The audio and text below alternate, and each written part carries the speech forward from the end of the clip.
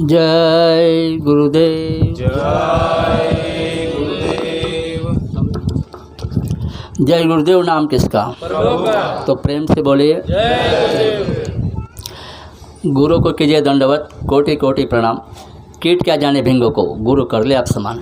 गुरु को सिर पर रखिए और चलिए आज्ञा माही। कहे कबीरता दास से तीन लोगों में डर नहीं। तीन लोग नवखंड में गुरु से बड़ा न कोई, करता करवेता न कर सके गुरु करे सोए।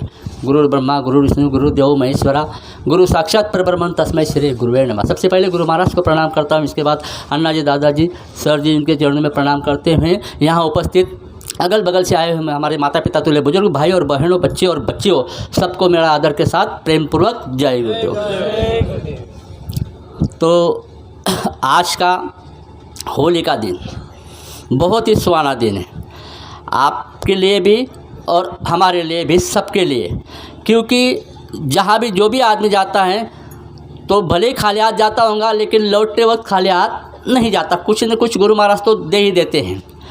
तो बात यह है कि अभी समझो जो भी हमको जो बताते हैं, जो भी सुनते हैं, सुनाते, शायद किसी के समझ में आता होगा। कोई भी सुनाए, हर वक्ताओं की बात हमारे समझ में नहीं आती। कहाँ तक? बाबा जी तक। बाबा जी तक की भी बात हम लोगों के समझ में सही ढंग से नहीं आती। आप बोले ऐसे थोड़ी है, हम क्या आदमी नहीं, इंसान नहीं, हमारे समझ में कैसे? भले आपके समझ में नहीं आती होंगी, हमारे समझ में आती होंगी तो बहुत बढ़िया, आती हैं तो बहुत बढ़िया, लेकिन बहुत सी बात हमारे समझ में नहीं आती। इसका छोटा सा एग्जाम्पल देता हूँ, उदाहरण देता हूँ। बात यह है कि अगर हमारे समझ में अगर बात आ गई होती तो इतना वक्त नहीं लगता जो कार्य में लगता। तो हम लोगों का प्रयास होना चाहिए, कोशिश करनी चाहिए कि ताकि हमारे समझ में आ जाए। नई बात समझ में आती है, जो भी वक्ता बोलता है उसे पूछ लेना, भाई आपने जो कहा मेरे समझ में नहीं आया, आप बता दो। तो जब वो बोलता है उसे मालूम है, जब भी तो बोल रहा है ना, तो उनसे पूछ लेना। लेकिन गुरु महाराज ने कहा था कि गोस्वामी जी महाराज ने इसको लिखा, रामायण को लिखा, और लिखने के बाद 40 साल तक सर पर रख के धुआंधार प्रचार किया लोगों ने, लेकिन ये नहीं पूछा कि ये इसका अर्थ क्या होता है। अभी जिसने लिखा उसको ही मालूम है, लेकिन हमने अपने मनमानी अर्थ लगा लिया और उसी के हिसाब से चले, सब धोखा खा गए। पूछा ही नहीं इसके अंदर क्या लिखा है, पूछ लिया होता तो पता चल जाता। और ऐसी कोई बात नहीं कि जिसका एक ही अर्थ हो। एग्जाम्पल के रूप में बताता हूँ, जैसे समझो आपके समझ में आए, इसलिए बुरा मत मानना। जैसे कोई बुजुर्ग माता जी हैं, उनसे मैं कहूँ कि माँ जी मेरी बात को सुनेगी, तो वो अगर कहेगी ये जब मुझे माँ जी करके पुकार रहा है तो मेरा बेटा है, तो बेटा माँ का रिश्ता हो जाएगा। जब मैं उसका बेटा, वो मेरी माँ, तो बड़े प्यार से मैं जो भी कहना चाहता हूँ 2 मिनट 10 मिनट के बाद तो ध्यान से सुनेगी। लेकिन अगर वो माँ ने अगर थोड़ी गड़बड़ी कर दी और उसने कहा कि ये नालायक जब मुझे माँ करके पुकार रहा है तो मैं क्या उसके बाप की बीवी हूँ, तो गड़बड़ हो जाएगी। बाप को क्यों बीच में लाती है तू? यही बात हम लोगों की है कि हमारे समझ में सही ढंग से आती नहीं, ना ही हम पूछते। एग्जाम्पल के तौर पे बताता हूँ कि एक गांव में एक महाराज, पहले महाराज आया करते थे, गांव के बाहर कुटिया करके रहा करते थे। ऐसे ही रहे, और हर गांव में कोई ना कोई रहता है। शायद आप सभी सत्संग में मालूम है, गाँव में एक आदमी होता है, परिवार में एक आदमी होता है, उसी के हिसाब से परिवार चलता है और उसी के हिसाब से गाँव चलता है, उसी के आचरण पे गांव चलता है। परिवार का आदमी अगर भ्रष्ट हो जाता है, परिवार पे आपत्ति आ जाती है। गांव का आदमी भ्रष्ट हो जाता है, जो मेन है, तो गांव पे आपत्ति आती है। तो उसी तरह गांव में कोई ना कोई होता ही है। तो वहाँ पे लोग जाते थे, कोई लोग आते नहीं हैं, आते कोई नहीं है। अब जैसे बाल्टी में दूध लेके गए, 5 लीटर दूध लेके आए तो 50 ग्राम तो भी वापस आएगा। लेकिन गाँव के बाहर शराब का अड्डा रहता है, 50 लीटर का कैन रहता है, कभी ख़त्म हो जाता है, पता नहीं रहता। तो बात यह है कि सब लोग वहाँ जाते थे, कुछ लोग जाते नहीं थे। तो फिर वो महात्मा ने कहा कि बच्चों आप ऐसा करो कि एक एक आदमी रोज़ाना जाया करो और गली में डिंडोरा पिटाओ कि महाराज जी का कार्यक्रम लगने वाला है, आओ आपको आध्यात्मिक संदेश सुनाया जाएगा। तो वैसा ही होता था, लोग आते थे। और एक दिन उस गुरु का शिष्य गुरु भाई गया और कहने लगे कि देखिए बहुत बड़े महाराज आए हैं और वो हर समस्या का हल करते हैं, वो बंदी भी छुड़ाते हैं, जो संकट में उसका संकट मुक्त करते हैं, सारा संकट निवारण करता है, सबके समस्या का हल करते हैं। तो आप कुछ भी करके इसमें आध्यात्म में भी लालच दिखाई जाती है, तभी लोग आते हैं, क्या करें। तो फिर लोग जाने लगे। फिर एक घर पे एक मालिक ने पिंजरे में तोता पाल के रखा था। उस तोता ने कहा, बोले भाई साहब आप जो बता रहे हैं कि आपके गुरु जो हैं बंदी छोड़ है, सारा संकट का निवारण करते हैं, आने वाले हर आपत्ति का ये करते समाधान करते हैं। बोले हाँ, बोले बिल्कुल सही है। बोले हाँ, तो मैं तो नहीं आ सकता, पिंजरे में कह दूँ। तो आप मेरी विनती है, मैं आपको हाथ जोड़ के विनती करता हूँ कि आपके महाराज जी के पास मेरा संदेशा पहुँचा दे कि मैं इस पिंजरे से आज़ाद कब हूँ। बोले ठीक है, कोई बात नहीं, मैं अभी जाके बोल दूँगा। फिर वो गए और 10-15 मिनट बाकी था सत्संग स्टार्ट होने में। तो इन्होंने इंतज़ार नहीं किया, गुरु महाराज बैठे थे आसन पे, जाके कान में बोल दिया। और जैसे ही बोल दिया, बोलते हुए चंद सेकंड में गुरु महाराज मुर्शिद हो गए। मतलब वहाँ पे लेट गए, न हिलते थे, न बोलते थे, न चलते थे, कुछ नहीं, बेहोश हो गए। तुरंत डॉक्टर को बुलाया गया, कुछ इंजेक्शन दवाएं दी गई। कुछ समय के बाद, आधा घंटा तो यूँ बीत गया, कुछ समय के बाद वो होश में आया। होश में आने के बाद जब तक तो जैसा वैसा इन लोगों ने मसट मार के रखा था, इंतज़ार करते, और जैसे ही होश में आया, होश में आते ही कहा, अरे क्या हुआ था गुरु? अरे बोले आपको पता नहीं, ये आदमी, मैंने बद्दी गाली दी थी, गाली कर, ये आदमी ने कुछ गुरु महाराज को बोला, इसने बोला, और उसी के वजह से हमारे गुरु को ये दशा हो गई। सब उसको टूट पड़े। बोले ऐसा क्या कर दिया तूने कि इसीलिए गुरु को ये नतीजा भोगना पड़ा। अभी वो कह रहा था कि मुझे तो तोते ने ऐसा बोला था, तो उन्हें तो बर्दाश्त कर लिया, सारी बातें बर्दाश्त कर ली, गालियाँ भी सुन ली, सब बर्दाश्त कर लिया। और दूसरे दिन दूसरे आदमी का मतलब ड्यूटी लगी थी वहाँ पर, उन्होंने कहा नहीं तू मत जा, मैं जाता। उसने कहा मैं दोबारा जाता। और जाने के बाद कई गली में नहीं गया, वो उसी गली में गया कि जहाँ तोता टंगा हुआ था, पिंजरे में तोता था। जा रहा था, जब से तोता बड़े हंसी से, बोले सज्जन आ गए, मेरा संदेशा। हाँ बोले मूर्ख, मैं आ ही गया और तेरा संदेशा लाया है। बोले मैं गया। उन्हें तो कम गाली दी थी, लेकिन इसने गाली दिया तोता को, बद्दी क्या पूछो, बहुत गाली दिया। और कहा, बोले तुझे पता है? अरे बोले सज्जन हुआ क्या, तुझे मालूम है हमारे गुरु दुनिया से चल जाते, ठीक है, उनके पास में कुछ शक्तियाँ थी, कुछ साधना थी, इसलिए बच गए। बोले हुआ क्या? जैसे ही तेरा संदेश मैंने गुरु के कान में बोला, तो आधे घंटे तक गुरु बेहोश हुए, और उसके बाद डॉक्टर को बुलाया गया, दवा दी गई, इसके बाद में होश में आया। मुस्कुराने लगे। तोता ने कहा ठीक है, मेरा काम हो गया, बस चला गया।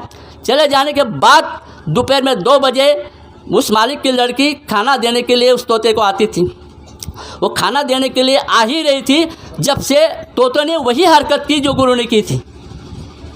पाँव लंबे कर दिए, पंख चौड़े कर दिए, और बस यही पड़ा रहा, मुर्शिद पड़ा रहा।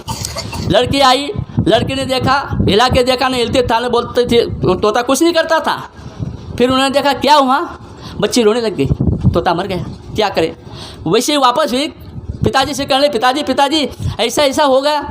बोले कोई बात नहीं बेटा, उसे टांग पकड़ के उठा के बाहर कचरे के डब्बे में फेंक दे, मैं कल ही दूसरा तोता लाऊंगी। बोले मैं कल का इंतजार नहीं, बोले अभी जाता हूँ और दूसरा तोता बाजार से खरीद के लाता हूँ। लड़की की तसल्ली हो गई। लड़के ने टांग को पकड़ा और कचरे के डिब्बे में डाला। जैसे ही डाला, लड़की वापस होने से पहले ही तोता वहाँ से उड़ गया, और उड़ करके भुर्क से अपने यहाँ चला गया। ये हो गई कहानी, बराबर, ये हो गई कहानी। तो ये कहानी से मतलब क्या है? कहानी से कुछ भी मतलब नहीं होता, लेकिन हमारे दिमाग के कंप्यूटर में सीधी तरह से बात जाती नहीं, इसीलिए कहानी किस्सों का सहारा लिया जाता है। तो बात ये है कि हमारी जो जीवात्मा है, रूह है, वो भी एक तोता है, और ये 3.5 हाथ या 8 हाथ के पिंजरे में वो कैद है, वो कैद है। और वो कैद, ये जैसे कैसे, ये पंछी ये नहीं है देश, नहीं तुम्हारा गाँव, ये तो है परदेश रे पंछी, जहाँ फसाया पाओ। ये तो है परदेश रे पंछी, क्यों फंसाया पाव। हमने पाव फंसाया नहीं, फंस गया है, फंसाने वाले ने फंसा दिया है, और उसको निकालने के लिए गुरु जुक्ति बताते हैं, लेकिन हम लोगों की समझ में नहीं आती। तो वो जो महात्मा थे उनके पास में कितने शिष्य थे? बहुत से प्यारे थे, बहुत सारे शिष्य थे। आई बात समझ में? नहीं। तोता महात्मा के पास रहता था? नहीं। महात्मा के पास गया? नहीं। संदेशा के रूप में बताया और उन्हें समझ गया, तोता समझ गया, लेकिन आदमी नहीं समझ सकता दोस्त, आदमी नहीं समझ सकता। गुरु की बात को आदमी नहीं समझा, आदमी समझा ही नहीं। अगर मैं आपको बात बताता हूँ कि अगर आपके समझ में आ गई, जो मैं बहुत कम समय में बहुत कुछ इंपॉर्टेंट महत्वपूर्ण बात आपको बता के जाऊँगा, और अगर वो बात आपके समझ में आ गई, पहले एक बात हाथ जोड़ के माफ़ी मांगता हूँ, मैं आपको बता के जाऊँगा, इसमें फॉल्ट है। मेरे पास क्या है? गुरु महाराज के वो अथांग सागर से लोटा भर के लाया हूँ, उसमें से थोड़ा आपको दे रहा हूँ, बराबर। मेरे पास कुछ नहीं। अगर आपके समझ में आ गया और आप उसी आचरण के अनुसार चले, तो इस होली के अवसर पे, इस समय बाबा जी के वचनों को मद्देनजर रखते हुए डंके की चोट पे कहता हूँ कि हिंदुस्तान में, विश्व के अंदर परिवर्तन जब होगा तब होगा। हिंदुस्तान में परिवर्तन जब होगा तब होगा। अगर तुमने बात को मान लिया और उसी के हिसाब से चलेगा, तो उसी दिन आपके अंदर अगर परिवर्तन नहीं हो जाएगा तो मुझे बाबा जी का बंदा मत कहना। हो जाएगा, होता है।